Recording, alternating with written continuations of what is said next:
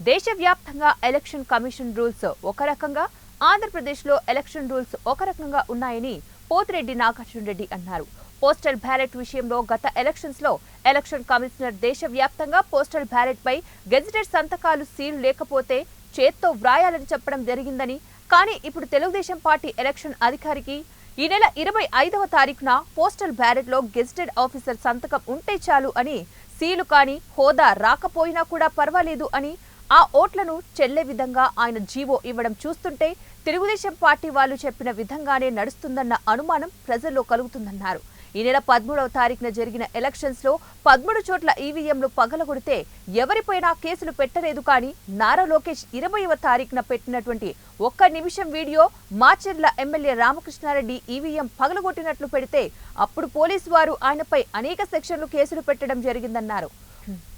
Polling ఆఫీసర్లు సక్రమంగా న్యాయబద్ధంగా పనిచేయాలని ఆయన కోరారు. ఎక్కడైతే ఎలక్షన్ రోజు అల్లర్లు జరిగాయో, ఎక్కడైతే ఈవీఎంలు పలగొట్టారో అది మన ఎలక్షన్ ఆఫీసర్ ముఖేష్ కుమార్ గారు 13 చోట్ల పగలగొట్టారని చెప్పి చెప్పడం, తర్వాత 20వ తేదీ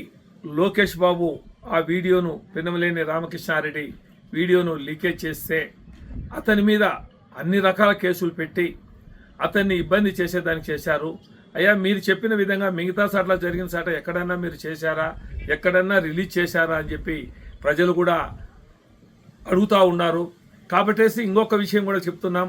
మళ్ళీ ఇంకొకటి డ్రామా ఆడారు తెలుగుదేశం పార్టీ వాళ్ళు. ఎలక్షన్ కమిషన్ ముఖేష్ కుమార్ గారికి లెటర్ ఇస్తూ గెజిట్ అది అసిస్టెంట్ అధికారి సంతకం పెట్టి సీల్ లేకపోయినా కూడా చేయొచ్చు అని చెప్పేసి అని, వాళ్ళని యాక్సెప్ట్ చేయండి అని చెప్పేసి అని, దేశంలో ఏ రాష్ట్రంలో కూడా ఇవ్వని ఆ చట్టాన్ని మన